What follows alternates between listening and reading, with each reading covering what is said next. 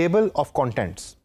आप में से जो ये ट्रेनिंग ले रहे हैं उनमें से अगर कोई स्टूडेंट है स्पेशली किसी अंडर ग्रेजुएट डिग्री में बीबीए कर रहा है या बीसीएस कर रहा है, तो शायद टेबल ऑफ कंटेंट से आप बहुत ज़्यादा वाकिफ़ होंगे। लेकिन अगर आप में से कोई ऐसा है कि जिसने फॉर्मल एजुकेशन यूनिवर्सिटी की नहीं ली, तो शायद टेबल ऑफ कंटेंट समझना थोड़ा सा मुश्किल होगा। टेबल ऑफ कंटेंट्स बेसिकली कहते हैं कि जब आप कोई किताब उठाएं तो किताब के स्टार्ट के अंदर एक या दो या तीन पेजेस होते हैं कि जिसके अंदर उस किताब के टॉपिक्स लिखे होते हैं और टॉपिक्स के आगे पेज नंबर लिखा होता है। उसको हम कहते हैं टेबल ऑफ कंटेंट्स। तो डिजिटल मार्केटिंग प्लान भी चूंकि एक किताब का फॉर्म ही होती है, तो उसके अंदर भी टेबल ऑफ कंटेंट्स उस डिजिटल मार्केटिंग प्लान का हिस्सा होते हैं।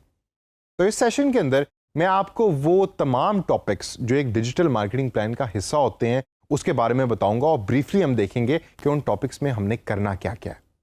तो we'll start with the very first content या very first topic on the table of content which is captivating start, जिसमें तीन चीजें आती हैं। आपका document has to start with a wow factor.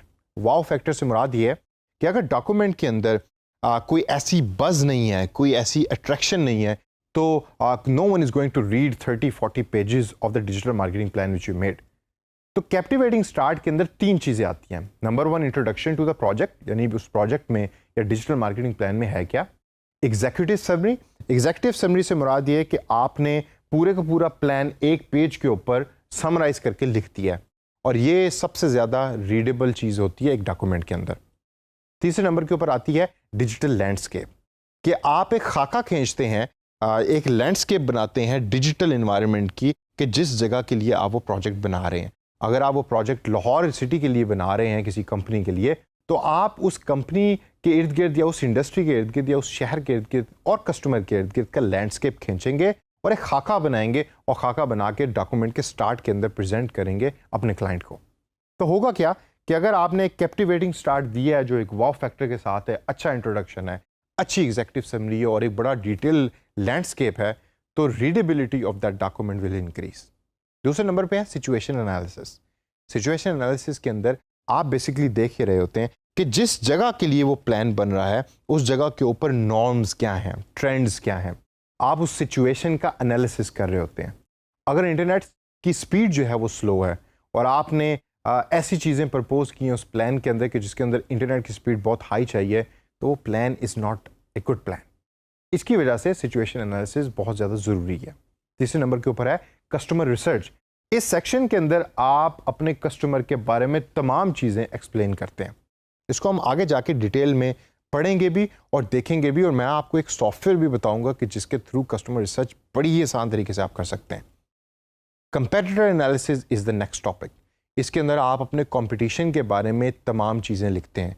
वो क्या करता है, क्या वो वेबसाइट्स यूज़ कर रहा है, सोशल मीडिया प्लेटफॉर्म पे है, सोशल मीडिया प्लेटफॉर्म पे क्या करता है, इन तमाम चीज़ों के बारे में आप कंपेटिटर एनालिसिस के अंदर डिटेल तरीके से लिखते हैं।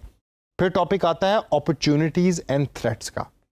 ये वो तमाम एक्सटर्नल फोर्सेस हैं कि जो आपके कंट्रोल में तो नहीं, लेकिन आप इसमें से अपॉर्चुनिटीज़ भी निकाल सकते हैं या आप उसमें से थ्रेट्स भी निकाल सकते हैं, क्या आपको नुकसान क्या क्या हो सकता है।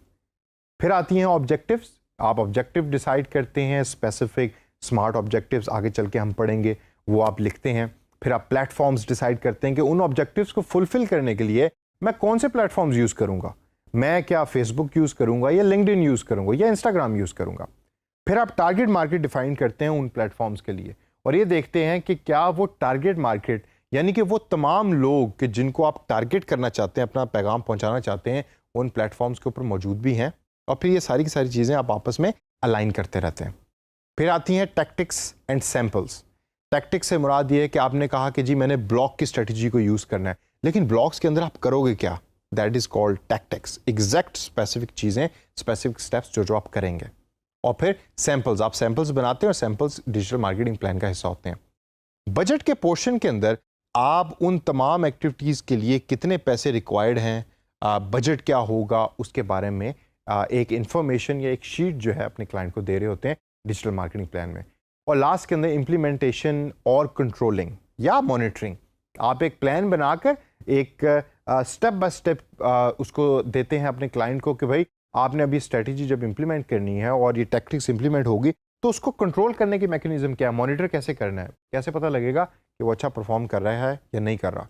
वो भी डिजिटल मार्केटिंग प्लान का हिस्सा होते हैं। तो दोस्तों ये वो most important table of contents या टॉपिक्स हैं जो हर डिजिटल मार्केटिंग प्लान का हिस्सा है। इनको अपने सामने एक पेज पे या माइक्रोसॉफ्ट वर्ड की फाइल के अंदर लिख लीजिए 1 2 3 4 5 करके। और जब आप उसको लिख लेंगे तो ये आपको मदद देगी वो तमाम डिजिटल मार्केटिंग प्लान्स बनाने के लिए जो आप फ्यूचर में बनाने लगे हैं। तो करेंगे आप क्या कि आप एक टेम्पलेट बना लेंगे जिसके पहले पेज टॉप के ऊपर लिखा हुआ होगा एग्जीक्यूटिव समरी, नेक्स्ट पेज के ऊपर लिखा हुआ होगा इंट्रोडक्शन, थर्ड पेज पे लिखा होगा डिजिटल लैंडस्केप। तो हर कंपनी के लिए बस आपने वो पेजेस फिल करने बेस्ड ऑन द सिचुएशन।